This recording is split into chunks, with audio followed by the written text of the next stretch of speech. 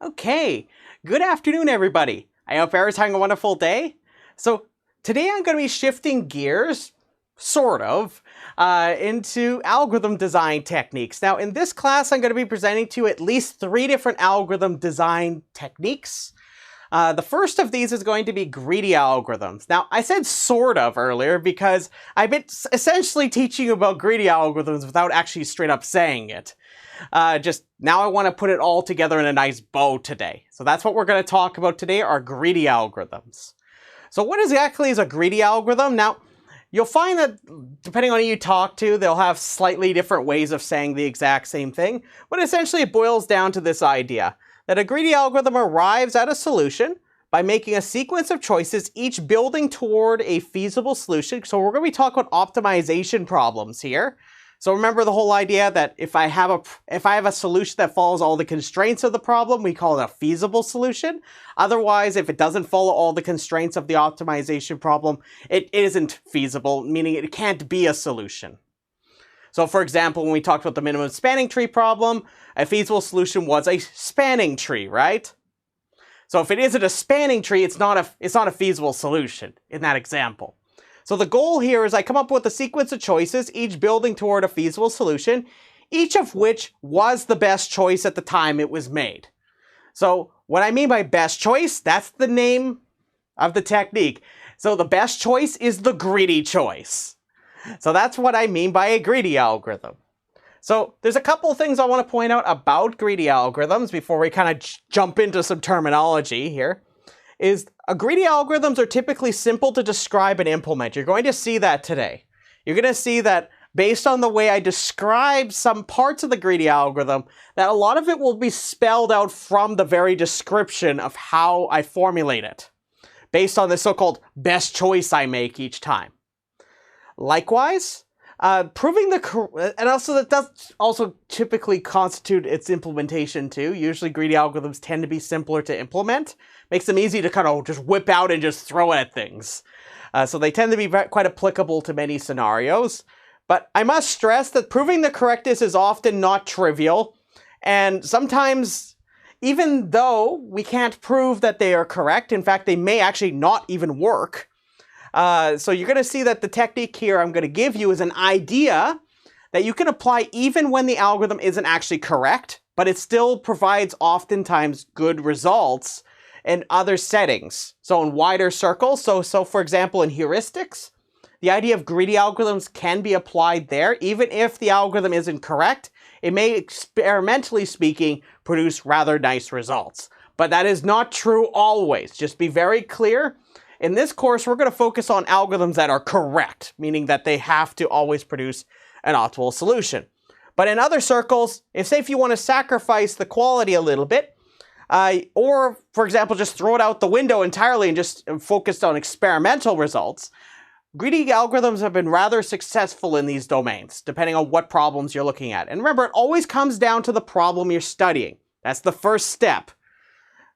So, I want to bring up these couple of things because it isn't going to be a lot like some of the other things I've shown you in this class where say, for example, I require that the algorithm's description I give you has to be correct. You can still adopt this technique even if the algorithm isn't correct at all.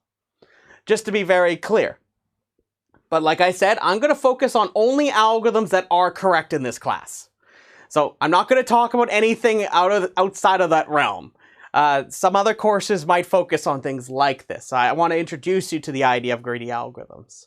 So the big piece, some people call this a greedy criterion. I call it the selection criterion just to keep things simple, but some people call it a greedy criterion. So here's the idea. This is one of the big pieces for how we're going to formulate the greedy algorithm. It's this idea I call it a selection criterion, but in some circles they call it a greedy criterion. So either one, they're synonyms for the same idea. You'll in fact see it literally in my description here. So what does it mean? It's the basis for which you're going to choose the next item to be placed in the solution. So you got to think about it as I'm building a solution through these choices. I would like to pick it so that whenever I pick the next item or bit for my problem. So in our examples, we've seen like with a minimum spanning tree problem, notice how I always pick a vertex or which constitutes an edge that crosses a cut, right? And always pick the least weight edge every single time. But I did this for a couple of reasons. So I always picked it because that was the best choice I could have made at that time, which follows some gritty criteria. So it's the best choice at that time it was picked. The least weight edge, that in our case guaranteed me an optimal answer. But it doesn't necessarily have to. It's just in our case it did. But the point is, it's based on picking the best choice at the time. You can think of it as a locally optimal choice. And depending on how you define locally optimal, it depends on what you're measuring. So you can see that this is a rather open-ended kind of definition. But the big thing I need to point out here is you always pick like the best choice.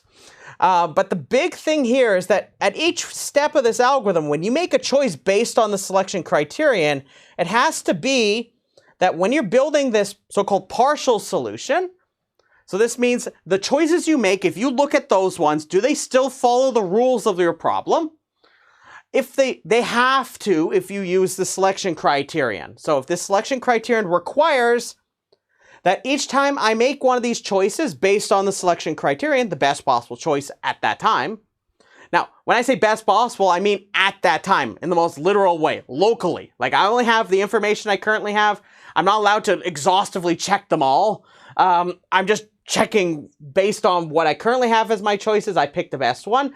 When I do this, I have to ensure that the algorithm always maintains that whenever I have so far, it is still going to follow the constraints of the problem. So that when I finish making all my choices, it is in fact going to be a feasible solution. So there's two pieces here. So there's making the best choice at that time, the greedy choice, you can think of it like that. And it has to be that the selection I make has to ensure that feasibility is maintained throughout the entire algorithm's execution. So are there any questions about the idea of a selection criterion? So I'm going to give you some examples to see exactly what I mean by this. Or are we doing okay so far? So you're going to see that this seems a little bit like, it's a little bit open-ended, but at the same time, it still follows a very, very specific pattern that I always pick the best answer at that time. So I give it a selection of choices I can make. I always pick the best one. It's the greedy one. So locally optimal is a synonym in this case for greedy. Just like if I went to the store one day and I'm like, hey, look, I'm really hungry for cheese. So at that time, I'm always curious about buying a whole bunch of cheese, but I most certainly cannot go over my budget. So what I currently have in my wallet, for example. So in this case, I could keep finding the best deals for cheese. I grab as much cheese I can at the grocery store, but I most certainly cannot use more money than I currently have, right? So every choice I make, when I pick out these off the store aisle, and I pick off the shelf, I pick out all my cheese, I make sure that I never take a piece of cheese that I can't afford when I consider all my cheese together. Is that clear, everybody? So those are kind of like the two bits and pieces that make a selection criterion work. Is that I make a best choice at that time. In this case, I was really obsessed about cheese. I didn't regret it though. So let's proceed over here. I'm going to give some examples then. So you're going to see that I could formulate the selection criterion in very exact terms. So it isn't just that there's this hand-wavy thing. It's actually quite exact in how you formulate it. But it's very problem-specific. That's the big thing. It's problem-specific. So the way I define a selection criterion is heavily tied to the problem's formulation. So I wanted to give you a couple of examples based on things you've already seen before. So here's a couple of examples, and you've actually seen both of these. So the first one is Prim's algorithm. So we talked about Prim's plenty. So what was in Prim's algorithm for the selection criterion? It was select a least weight edge, E, whose endpoints belong to a vertex U. So where S is the blob. So remember, what I called the blob is actually a set of vertices. And the other endpoint is V, which is going to be one of the vertices not in the blob. So this is another way of writing set difference or set minus. So it's whatever the vertices are, less the ones that are in the blob. So I just take out the ones that are in the blob. That's all it means. So this is exactly what we did with Prim's algorithm, right? So if you look at Prim's algorithm, you can see that every single time I always pick a vertex or equivalently the least weight edge that is dictated as we talked about in class every single time, such that we always do this. So that's my best choice I made, and this is how I do it to ensure it always stays feasible. So the reason why I do this right here, for example, is to ensure I don't produce any cycles. Does everybody see that? So there's two pieces here that seem to be in play, right? It is just that, okay, this is my best answer I could have gotten. I always pick a least weight edge, right? I want to be as cheap as possible for the construction of my minimum spanning tree, right? But I also want to ensure that I always get a spanning tree at the end of this process, so I better not just start making cycles. Is that clear, everybody? Give me 2 thumbs up if that's clear. Okay, wonderful, wonderful. So, very good. I am seeing lots of thumbs. Very good. So, another example is Dijkstra's algorithm. Now, because I've already talked about the idea of the blob earlier, I'm going to reformulate it in a way that's really straightforward and simple to understand. But as soon as you understand this, based on seeing Dijkstra's algorithm, it becomes very straightforward how Dijkstra actually operates. All it's doing is selecting the next closest vertex to the source that's not in the blob. So that's all I do, right? Notice if I just keep doing this over and over again, I end up with the shortest path tree, right? Does everybody see that? So just like with Prims, if I just keep picking a least weight edge, if I'm allowed to keep making this choice over and over again, when I run out of choices I make, I end up with, in this case, a minimum spanning tree, or just a spanning tree. And in Dijkstra's algorithm, I end up with some spanning tree, but in this case, it's a shortest path tree. So notice that really there's kind of 2 pieces here in the selection criterion. It tells me what's the best choice and how I'm going to do it without violating the feasibility of the constraints of the problem. In this case, making sure I don't include something that's already in the blob will prevent me from producing a cycle. But are there any questions about my 2 examples here? Does this help you a little bit with seeing how exactly the definition I gave over there of a selection criterion plays out?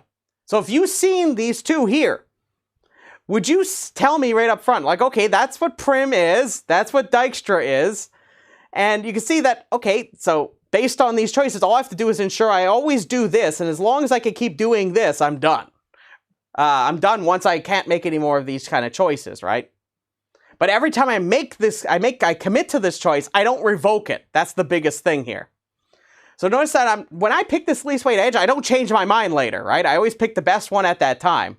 Likewise for Dijkstra, I always pick the next closest vertex, which constitutes another edge I introduce into the shortest path tree, but I never revoke these choices, right? I may update what I have currently based on the decisions I've made so far, but I most definitely never revoke the answer I've made. I commit to whatever I make those choices. This is what I mean by building a partial solution that leads me to a feasible solution. So every time I make a choice, that's building a part of the answer. And these sequences of choices at the end of the day give me a feasible solution. So are there any questions about that before I get into some fun caveats around this? So remember, the big idea here is I'm building a feasible solution by making a sequence of choices. And each time I make a choice, it is the greedy one I can make, the greediest of them all, which tends to be the locally optimal one. So you'll notice that, like I said, both of these are very problem specific, right? You're going to see this very much the case when you look at different problems and greedy algorithms they may have. But the biggest warning I have here is that a locally optimal choice, as I warned you, it may be the case that a locally optimal choice may not produce a globally optimal answer after those sequence of choices. So you actually have to sit down and prove that this is indeed going to be the case. So the locally optimal choice, this is what the selection criterion does. And we can't guarantee always that this pattern works. So you're going to see how this plays out when you look at the last assignment, for example. I'm going to show you an example of how this plays out, where you could give a greedy algorithm for a problem, and it may actually not work. It just kind of works. But the idea here, in fact, it may not even work that well at all. In fact, in the assignment, for example, I'm going to give you some bonus marks if you can find me examples where a greedy algorithm actually completely falls apart and produces terrible answers. But the point is that you cannot trust this idea to work always. That's the big thing I'm trying to tell you. So anyways, with that being said, am I looking okay there on everybody's end? I just want to make sure.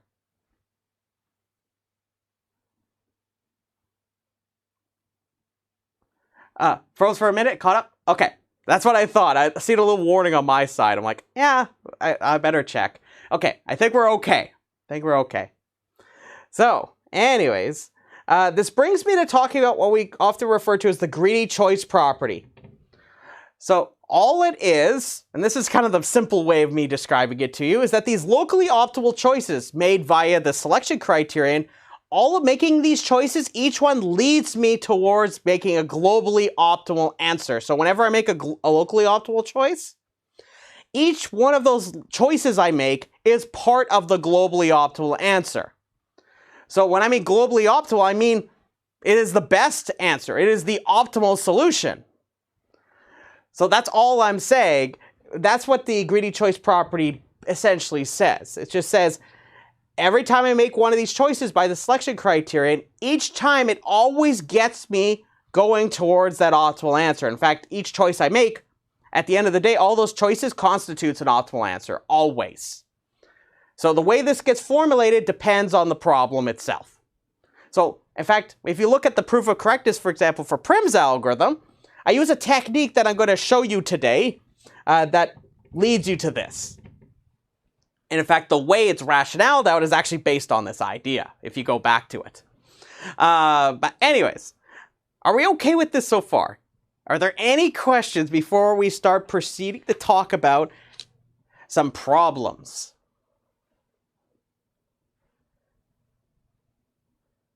Okay, so let's get into our first example here. This is actually technically the third example, so this is going to be the main one I'm going to focus on today. But I got to first define a couple problems for us, because we're going to talk about these two problems throughout the next coming lectures, a little bit here or there. And it gives me an excuse to introduce you to these types of problems, because you're going to run into all sorts of different kinds of problems. And I always get an opportunity to show you about a specific kind of problem. I'll take it. I'll take that opportunity. So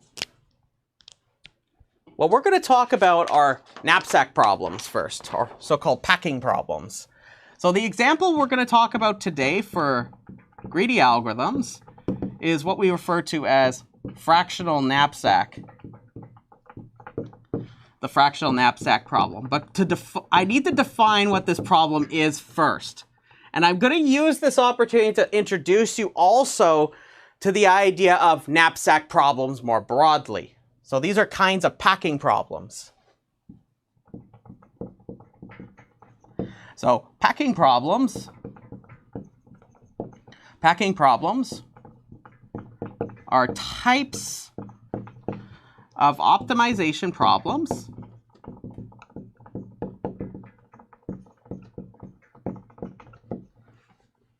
where, that says where objects are given,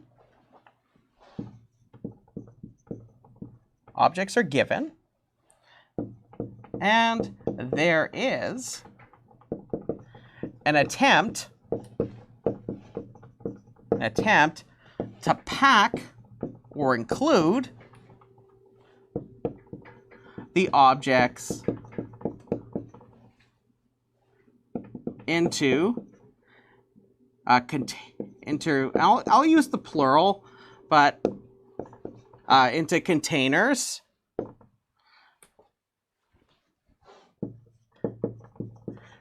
given some goal to optimize for their packing.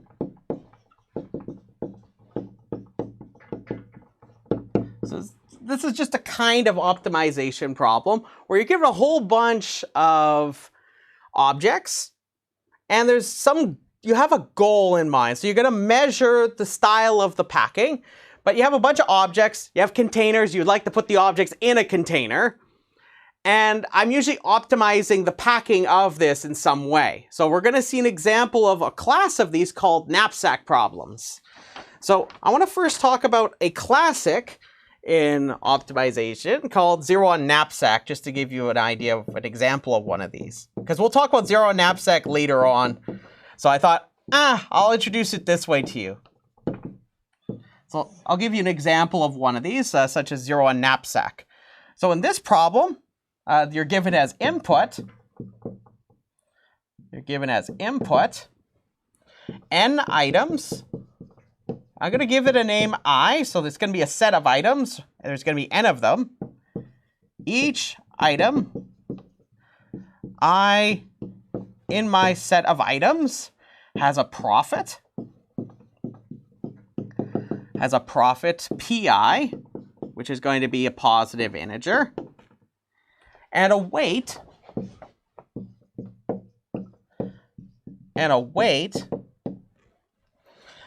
wi, which is going to also be a positive integer, and a knapsack capacity,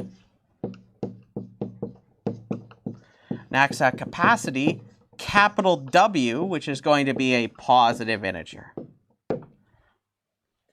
Now, you can represent these profits and weights as two arrays of length n. So you can think of these as just two arrays, each of length n. So you can just think of these items and the weights, they can be given as arrays.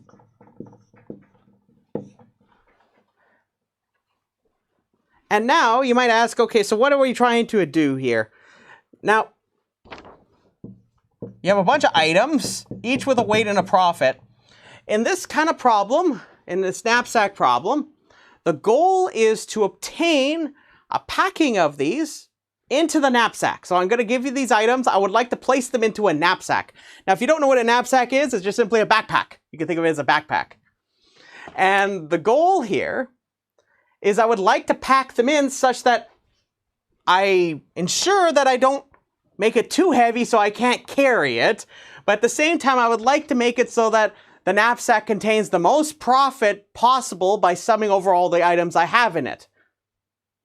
It is a pretty epic knapsack. So we'll be using it shortly. So I'm going to just formulate one small detail for us. For each I is equal to 1, 2, 3, all the way up to n, let xi represent the inclusion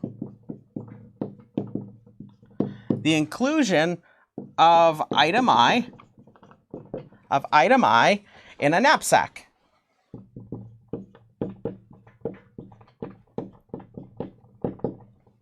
So that means that xi is equal to 1, means I is in the knapsack,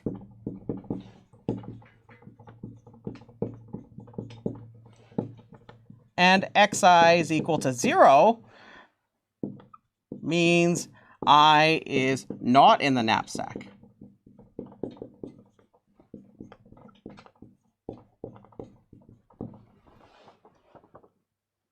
So we're going to have, you can think of it just as another array, which you can encode each one of the positions as a 0 or a 1.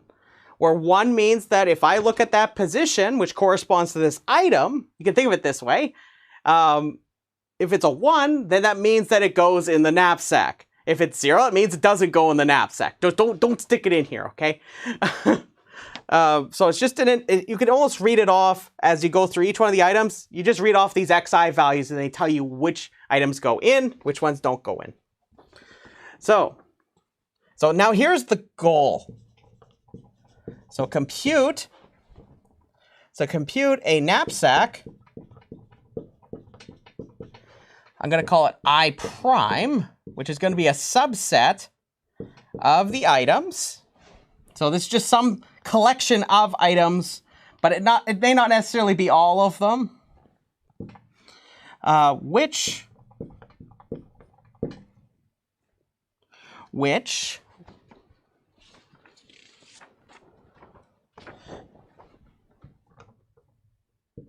will be represented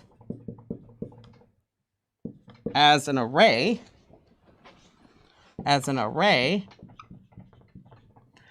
x, which is going to have x1, x2, all the way up to xn, that maximizes the sum over all of the profits from I is equal to 1 to n. Let me just write this off to the side. It's a little bit hard to read. So I is equal to 1 to n of pi xi. So just going through each one of the items, and we're just multiplying xi with pi. Because remember, if xi is 1, then we contribute it to the sum. If xi is 0, we don't, right? It's just 0 times whatever the profit of that item is. That's all it means. That maximizes this, which is the total profit.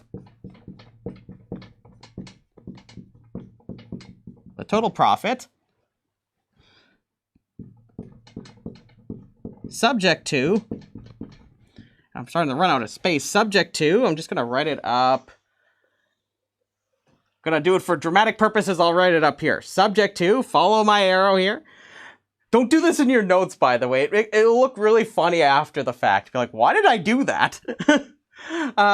Subject to the sum over each one of the weights times the items. So you go through all of the items. Sum I is equal to 1 to n of wi times xi. This cannot be exceeding capital W, the knapsack capacity. So what does this mean? This simply means that the items in the knapsack cannot exceed the knapsack capacity. So we say that a knapsack satisfies or meets the knapsack capacity if it satisfies that inequality over there. So all it just means is each time I put an item in, it makes this sum bigger. But we cannot allow it to get larger than the knapsack capacity. Think of it as just the weight of my backpack over here, okay? That's all it is. So,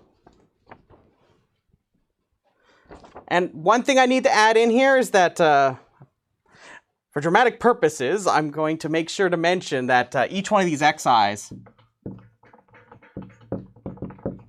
in this case, the xi's have to be either 0 or 1. They can't be in between.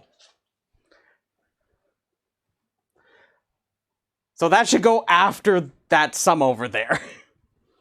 So you might ask, okay, so what is this all about?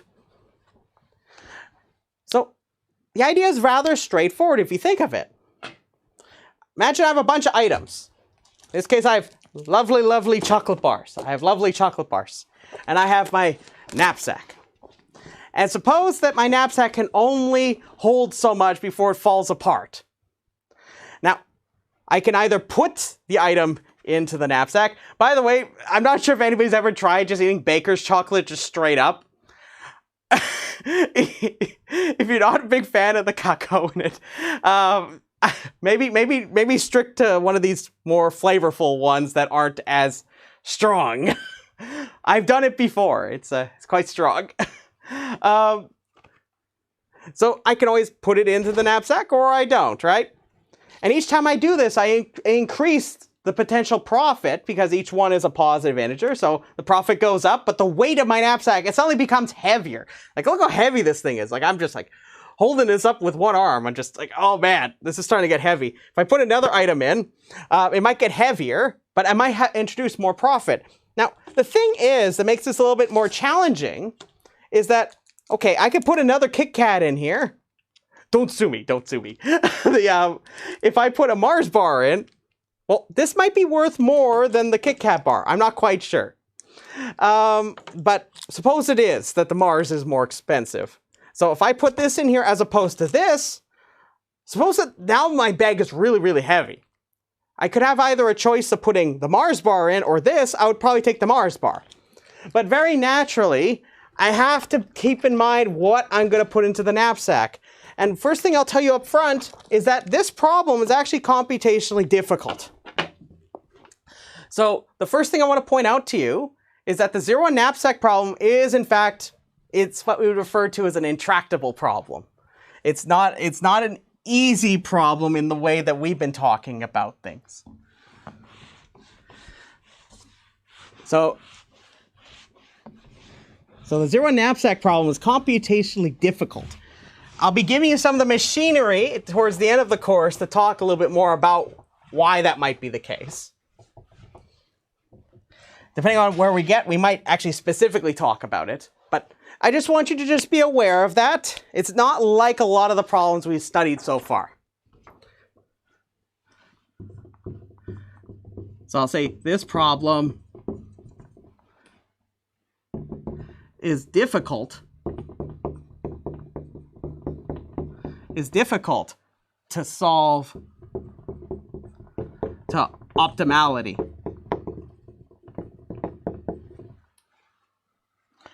We'll talk about this later.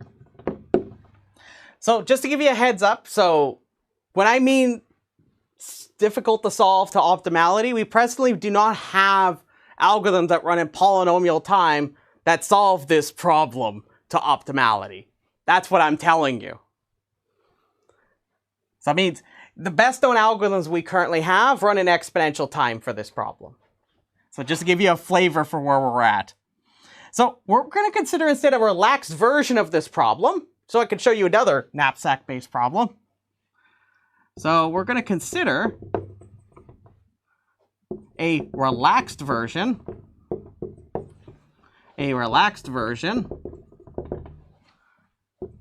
of 0-1 knapsack called a fractional knapsack problem.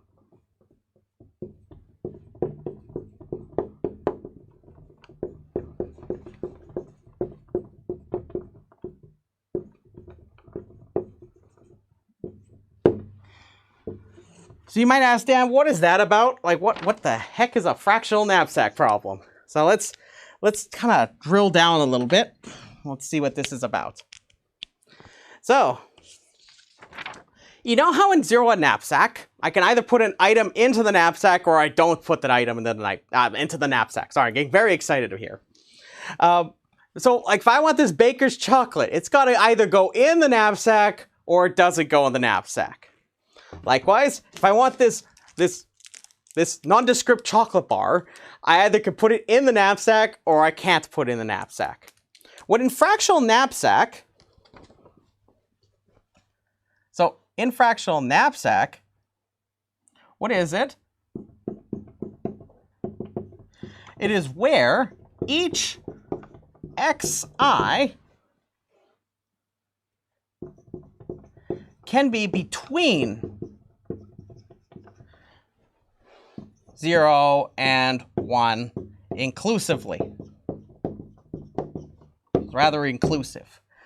So that means instead of it being where either I put the item in the knapsack or I don't, what I could do is instead if I want to come up with a nice packing, what I could do in this problem is I could take this entire Kit Kat, I could take this entire baker's chocolate if I would like, but say for example, I can't fit more Kit Kats in here. What I could do is I could take this Kit Kat, I could open it up, I could break it in half, for example. I could put that half in my knapsack, and that's half. So for example, that xi would be half.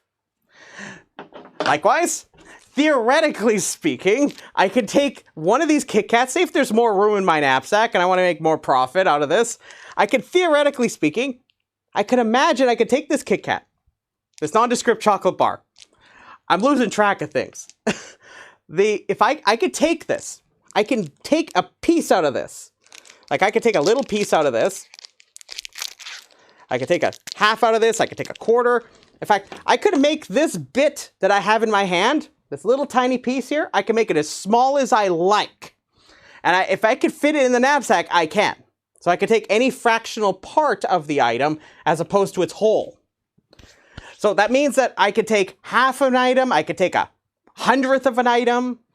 That's the relaxation. That's what we mean by relaxation in this sense. Instead of it being either I take it or I don't, I'm allowed to take some fractional part of the item and that's it. Only one though. So for example, I can't just take like 2 halves of one item.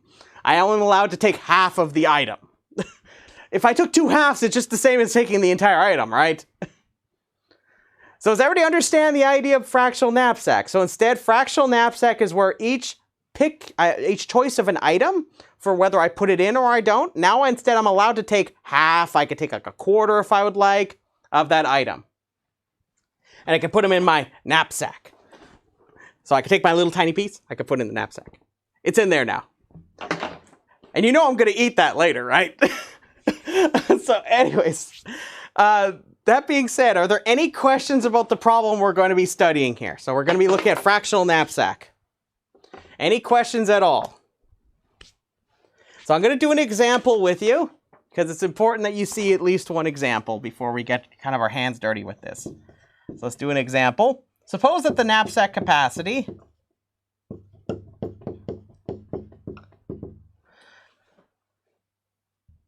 So let's consider when the knapsack capacity, capital W, is 25, and I have the following items. So I'm going to have different items here. I'm going to have 4 items. Let's go with 4. So I'm going to have item 1, item 2, item 3, and item 4. Each is going to have a profit and a weight. So the profits, I'm going to read them from left to right. 36, 10, 20, and 2. The weights from left to right are going to be 24, 10, 4, and 1. So, you might ask, Dan, what exactly we're going to do with this information? So I have a knapsack capacity of 25.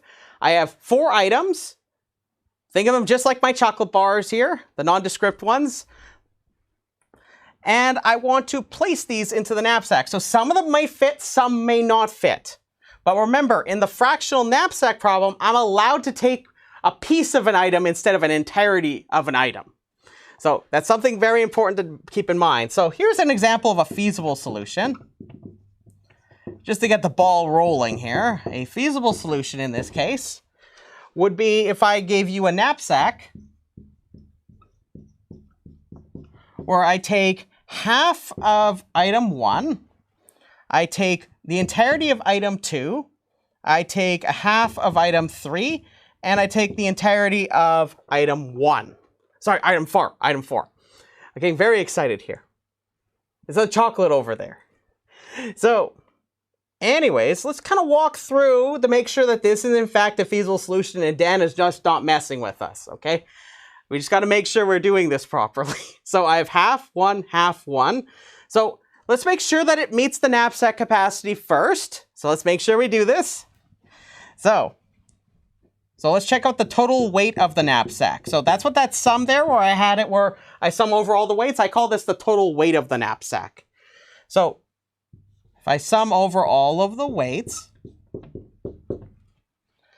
so if I go from I is 1, 1, 2, in this case I have 4 items, I go through all the weights and I multiply it by the choices I've made here. So I've got 36 times a half, because 36, sorry, yep. Let's see. Sorry, I'm looking at the profit for some reason. Let's go 24. Sorry, it's 24. 24 times a half plus 10 times 1 plus 4 times 1 half plus 1 times 1. So if we work this out, half of 24 is 12, right? 10 times 1 is 10. So far we're up to 20, let's see, sorry, no. 12 plus 10 plus, so we have 12 plus 10, yeah. So far we're up to 22. Half of 4 is 2, so we're up to 24. 4, and then plus 1 is 25. So we meet the knapsack capacity, so this is a valid knapsack. It most certainly will meet the constraints of the problem. So this is an example of a feasible solution. But we should measure how good it is. And we measure that by the total profit. So let's figure out what the profit is of this knapsack. So let's figure out what the total profit is. So we have 36. So I'm just going to run through these profits from left to right and multiply it through. So I have half of 36 plus the entirety of item 2. So that means the profit is 10 because it's 10 for both of them. Plus 20. The profit is 20 times a half plus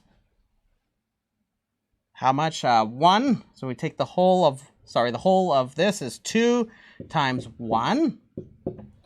So if we work this out, we should get 40.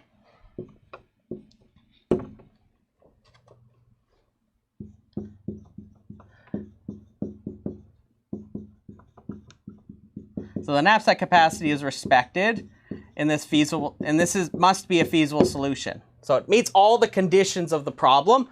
But remember, we would like to find the best knapsack. So that means I need to find possibly a better one. So the question is, can we do any better here? And the answer is yes. So let's talk about how I could come up with a better one. So let's think about this.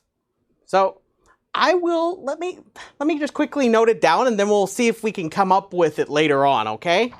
So I'll just mention what the optimal knapsack would look like, and we'll see it later, okay? So an optimal knapsack for this example, so an optimal knapsack in this case, it will be 5/6, 0, 1, 1. So that means I'm going to take 5/6 of item 1, none of item 2, the whole of item 3, and the whole of item 4. So if you were to carry out the calculation with this, you should end up with a certain profit and a weight. It should respect the knapsack's capacity, and it also will have a larger profit. So a question for you, is this a minimization problem or a maximization problem?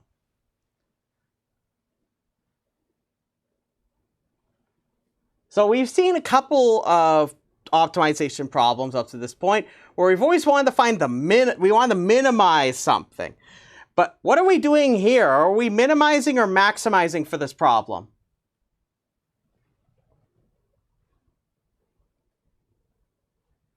So notice that I would like to make it so that the profit is as big as possible, right? So we're maximizing, exactly. So this is an example, this knapsack problem, zero knapsack, fractional knapsack, these are examples of maximization problems.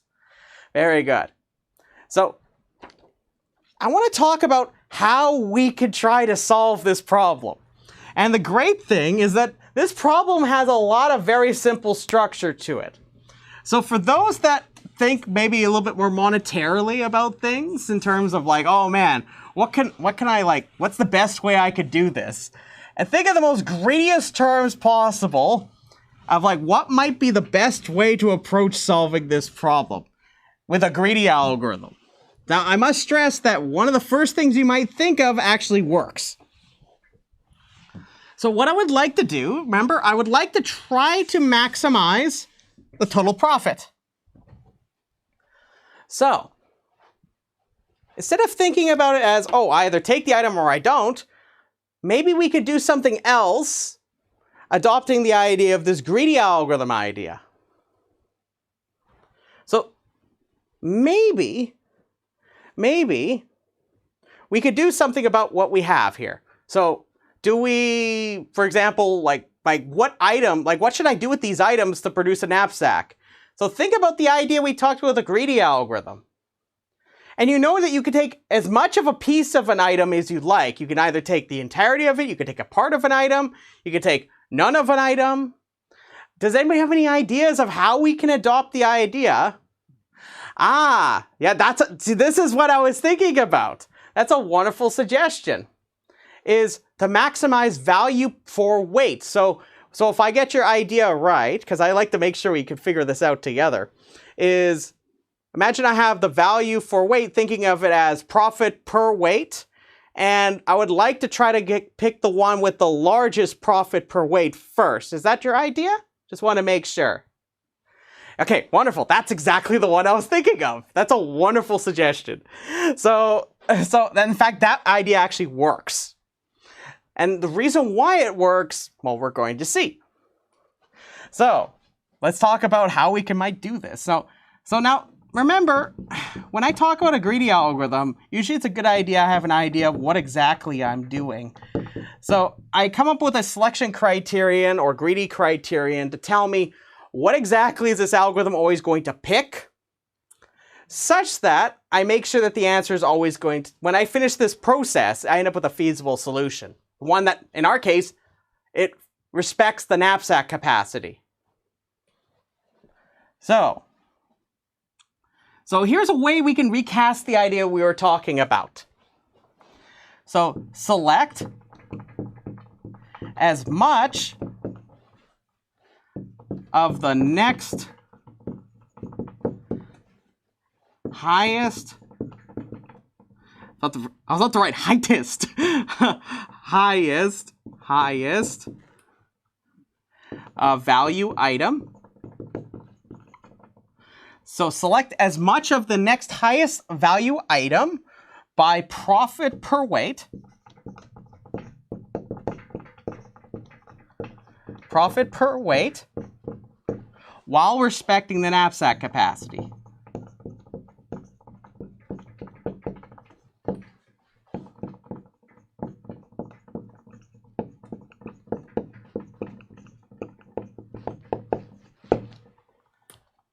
So it tells you everything, right? So select as much of the next highest value item by profit per weight while respecting the knapsack capacity. So it tells you how to make sure that you're maintaining a feasible solution, right? And it tells me the greedy choice I'm making. What's the locally optimal choice in this case? A natural one in our problem is always picking as much of the next highest valued item per the measurement of profit per weight. And the reason why we pick profit per weight here is very natural, because I'm allowed to take as much of one item as I like. If I start running out of space in my knapsack, I can always cleave off an item and I can shove whatever rest into it. Just like if I had this nondescript chocolate bar and I couldn't say, I don't know, maybe I'm not lifting weights or anything for a good while and I just can't lift this bag. The baker's chocolate's very heavy. I mean it figuratively, of course. If I can't fit this in there, I can always cleave it so that I could take whatever bit of it, I could jam it in here. So I could do this with every one of the items until I reach a point like this. And I know each one of those, whenever I put an item in, that one's going to have the most profit per weight. So it's a very nice intuitive idea, but based on what I described here, this is very natural to implement in a very straightforward manner. Does anybody have any ideas of how I could formulate this as an algorithm now? So notice that I've given you the idea. If you look at this, it essentially spits out an idea for how we can write this out as an algorithm. Does anybody see an idea of how I can make sure it selects as much of the next highest value item by profit per weight? So how do I end up getting this ordering of items? Any ideas? How do I get that ordering of items? I'll give you a tip. I always want to make sure I bet the next highest valued item by profit per weight. Each time, there's a very simple way I want you to think back to something in the recesses of your mind from 210. Something that you've seen plenty of algorithms for. We talked a little bit about it in 340, but most certainly you've seen a lot of ways to accomplish this one task. It starts with an S. I'm not looking for anything fancy-pantsy.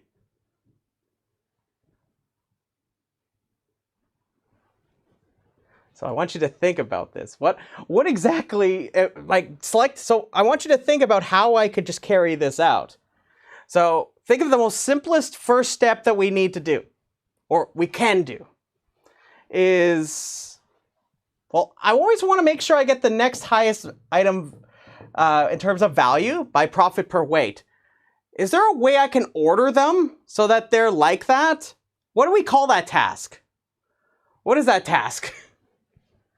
So suppose I give you all of these as arrays, for example. What am I doing? So I gave you the profits and the weights as arrays. What can you do with those? Sort them, exactly. So you just sort them. You just sort by profit per weight. So what you do is you just have associated arrays where you have each index of each one of your items over there. So you have an associated array, which each one has a profit and a weight, and you sort those item indices by the profits per weight. And then what you could do is you could just index into that array telling you what items to look up in those tables. So it's really, really natural if you think of it like that. So what does this mean? You could just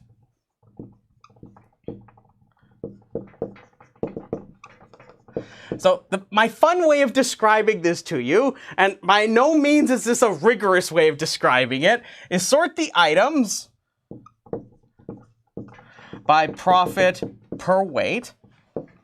Like, okay, this part is okay. And then cram as much of each item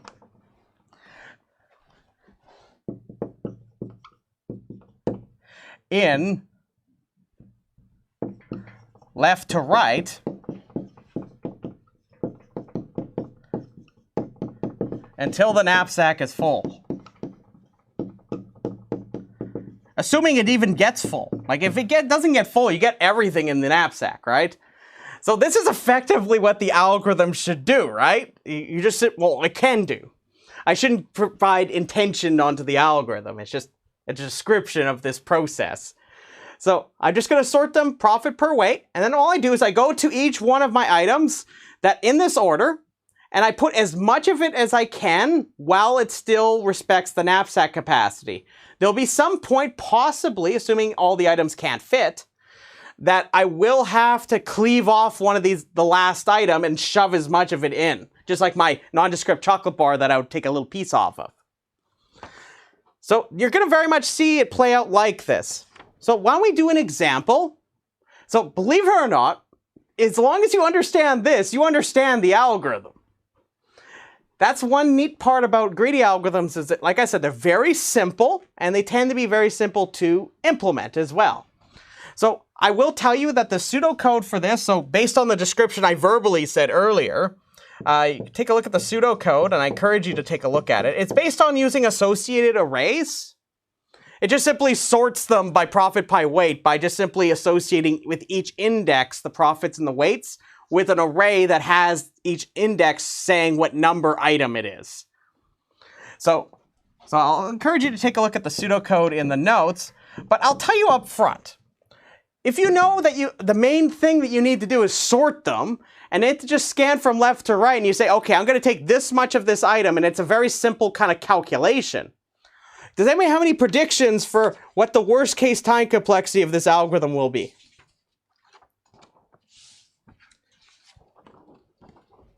Assuming that you use some of the more efficient sorting algorithms that you know about. So, how about most efficient comparison-based sorting algorithm you know about?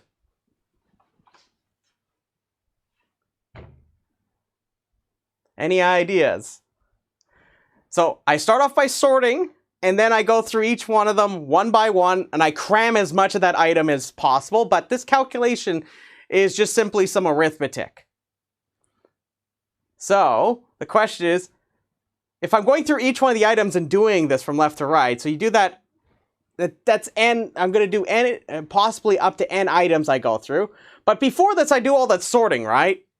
So any ideas of what maybe this might take for a time complexity standpoint, if I were to do this? based on my description. So we sort it first, then we go through each one of the items left to right until the knapsack gets full. And we just cram as much of that item in by computing out some arithmetic to see, okay, I can put this much of that item in, and so on and so on. You'll see it in the pseudocode, but the big thing I want you to notice is that the sorting is the expensive step in this algorithm. So if you, for example, use an algorithm like selection sort or bubble sort or something, you'll end up with a quadratic running time. But we know better algorithms for doing this, right? We know like merge sort, we know heap sort, for example. We know how to do this in n log n, exactly. So you can achieve this running time. So you can achieve the following running time by picking up your favorite big O of n log n sorting algorithm.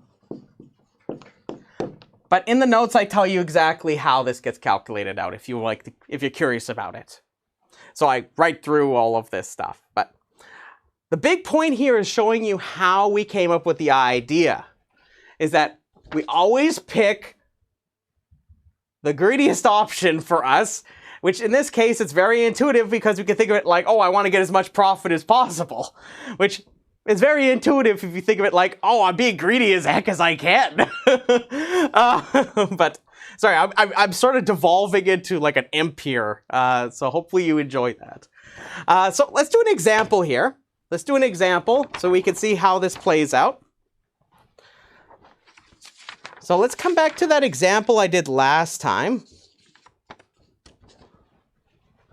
So let's go back to our example. We're going to see if we end up with that optimal solution I had over there. And remember that there can be multiple optimal solutions for many problems. So just be aware of that.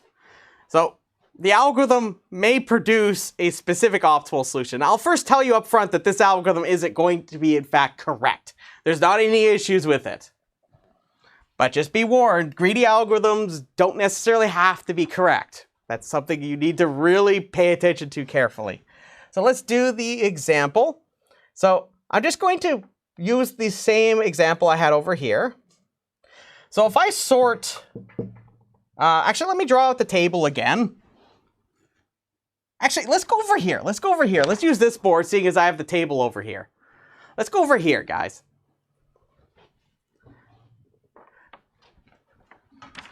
I'm trying to manage my boards carefully, okay? So let's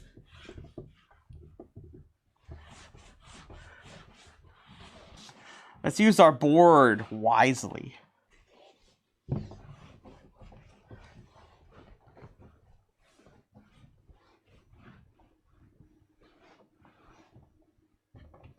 So let's try applying what the algorithm would do. So notice that I have all of these items, and I would like to sort them by profit per weight. Does anybody have any idea what order these should be in? If I want the largest profit per weight first. We could use the knapsack capacity with the board. That'd be a good idea to put the 5 there.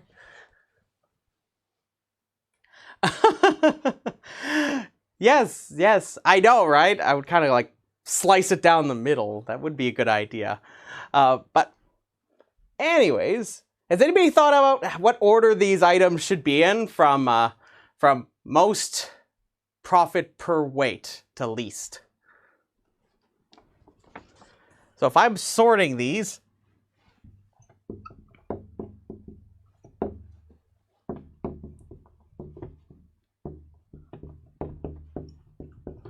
so sorting the items most profit per weight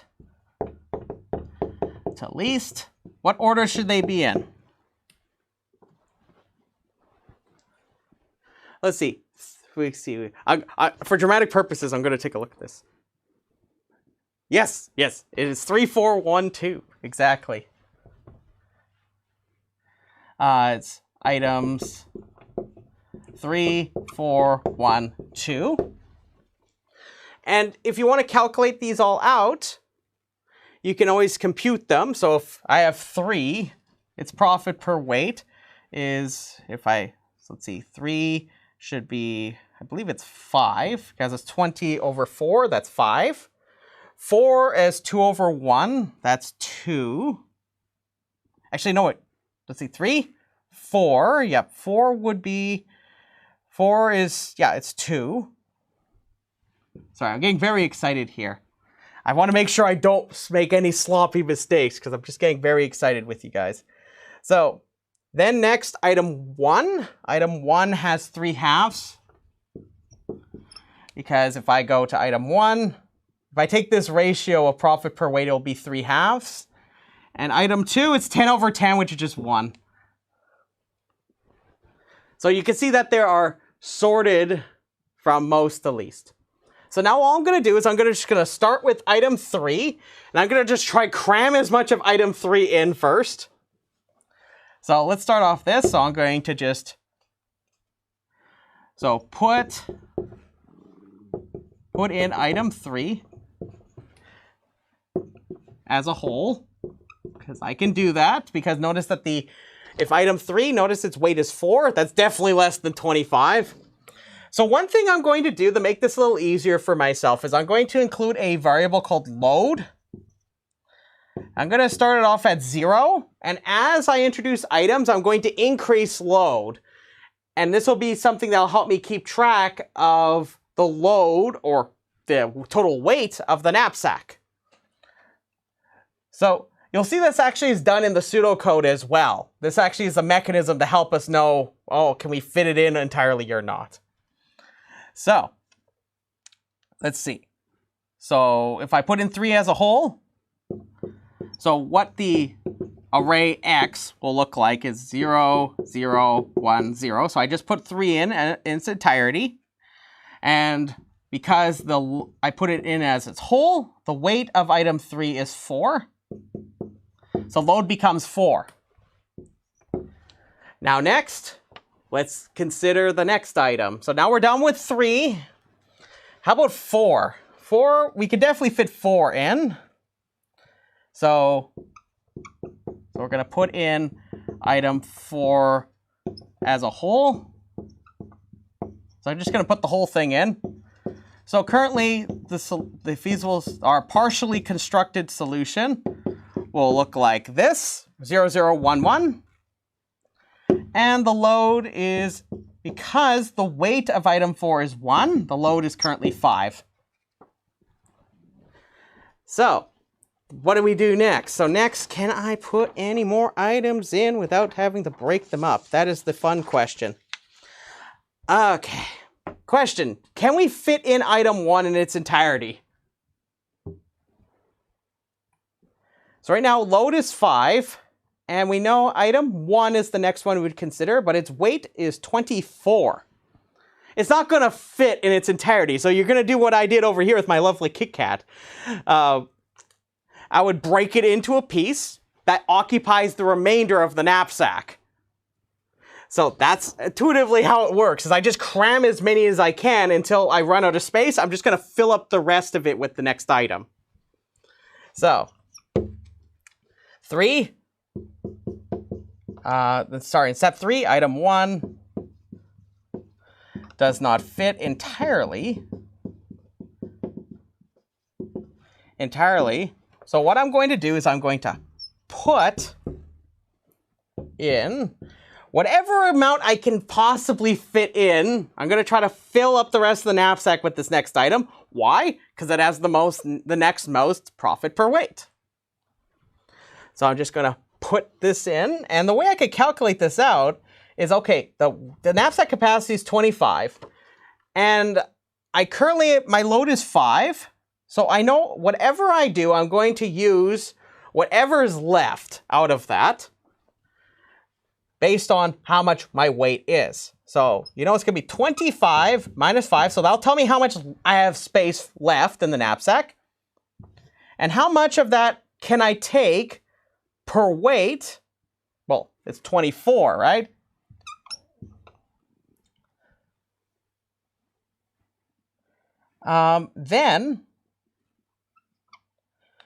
Then you'll notice that I multiplied this by 24 because this is how much I would like to take, times whatever this is. But you'll notice that really this fraction here, this is how much I would like to take. So really, if I think about it, from how much of it is, it's 5/6 times 24, which is just 20 of item 1. So if I think about it from a weight standpoint, I'm going to take 20 of my possible 24, and I'm taking 5/6 of it. So really the calculation for figuring out how much I need left is really this. So I'm going to take 5/6 of item 1. So let me just erase a little bit of this so I'm not confusing anybody. Take 5/6 of item 1. So that means that x is going to be 5/6, 0, 1, 1. And it meets the knapsack capacity. It meets W. So that means I have no other items I can place in, right? There's nothing else I need to do. Now I could naturally have it where it just keeps going through any one of the items as we go along if we'd like. But notice that I can't fit anything more in, so I'm done, right? So I'll just simply return what x is there, and I'm all good to go. So are there any questions about this example? So all I did is I just cram as much of the most profitable by weight items in, and when I run out of space to fit an entire item in, I just chop off however much I can get to fit in there. So are there any questions? Any questions at all?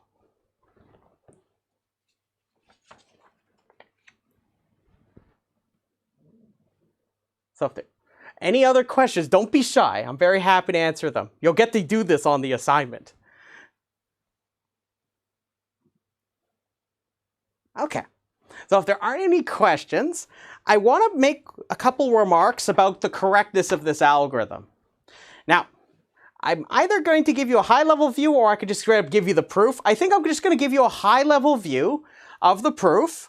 And then that way we'll wrap things up from there. And then we can start talking about some of the next tools we're going to use for the next algorithm design paradigm. So I'm going to talk a little bit about how you might establish the correctness of a greedy algorithm, which, as I said, is not trivial.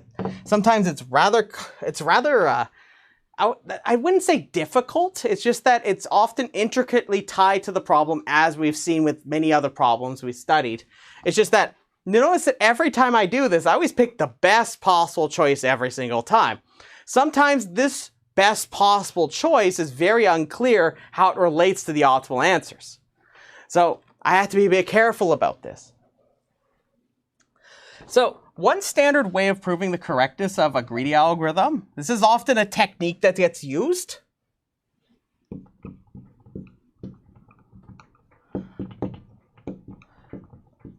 So to prove the correctness of, I'll frame it in terms of our algorithm, the one that we were talking about. We employ what is commonly called an exchange argument.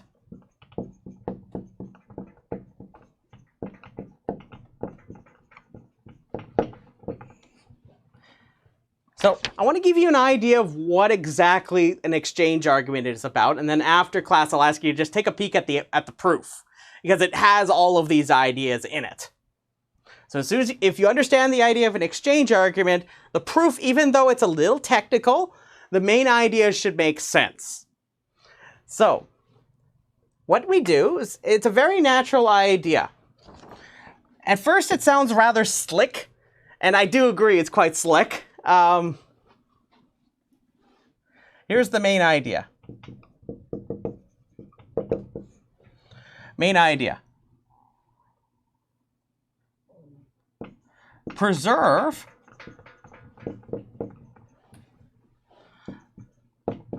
the optimality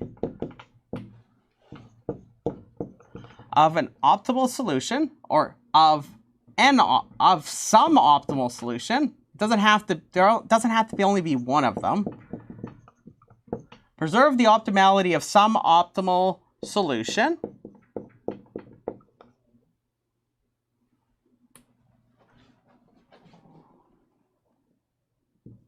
Similar to the structure. So I'm still describing this some optimal solution. So I first identify that there are optimal solutions that are like my feasible solutions that I get from the algorithm. So I have to first show this. So in our problem, it's really straightforward to establish this. Some cases it's not. So preserve the optimality of some optimal solution similar to the structure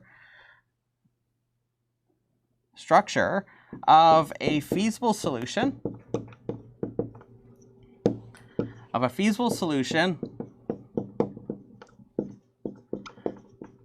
produced by the algorithm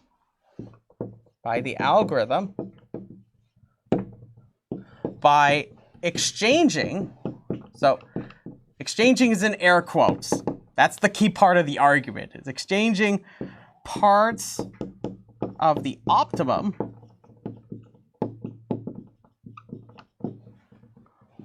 we incrementally, sorry, that we sort of melted there.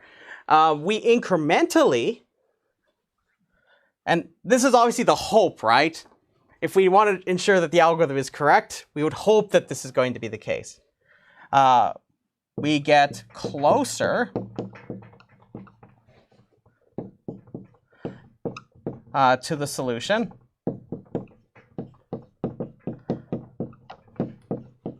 of the algorithm. So the feasible solution that gets computed by the algorithm, the whole idea is that there's going to be some way, based on the structure of the optimal solution in relation to the feasible solutions our algorithm produces, there's going to be some way to exchange parts of the optimal answer with our feasible solution. And every time I do this, it's always based on some property our greedy algorithm has. So in our example, if you take a look at the proof, the one it uses is the fact that we always pick an item by best profit per weight, so the next highest one, right? So the proof actually uses this idea, and we can always guarantee whenever I pull out a supposedly better answer, the algorithm always produces a choice of items if I listed them from earliest to latest.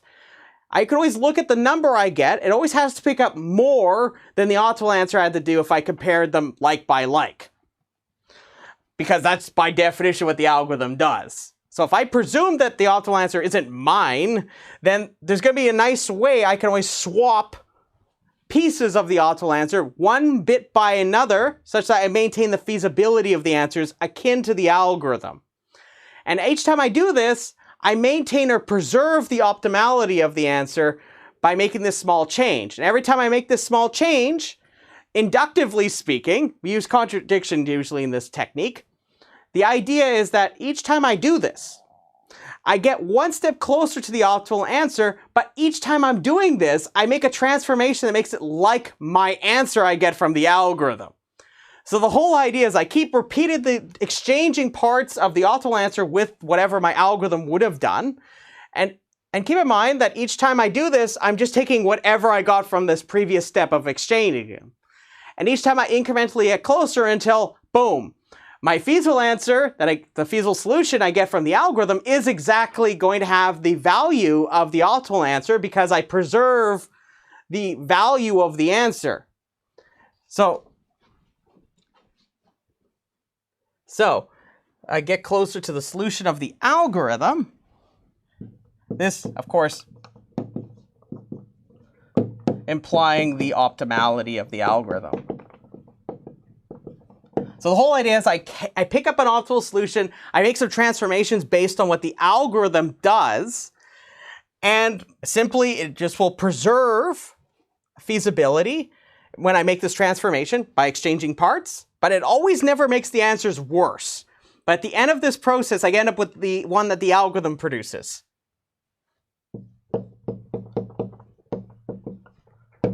So I give a framework in the notes for this, but the proof essentially goes down. Usually we use contradiction. So you use contradiction. So what this means is that you would assume that the algorithm doesn't produce an optimal answer. So that means that there exists an optimal solution out there that your algorithm doesn't reach, right? So the idea is that you're just going to simply say, okay, well, if that's the case, I'm going to use properties that the algorithm has. And like I mentioned, there's some nice properties our algorithm has that guarantees that the optimal answer cannot beat it in certain regards. So we always are staying ahead of the so-called optimal answer. And the idea is that every time I make one of these little exchanges in the answer, by preserving the optimal answers, I ensure at the end of this process that after I make all these exchanges, I end up with it where the feasible solution becomes just as valuable as our optimal solution, implying a contradiction has occurred.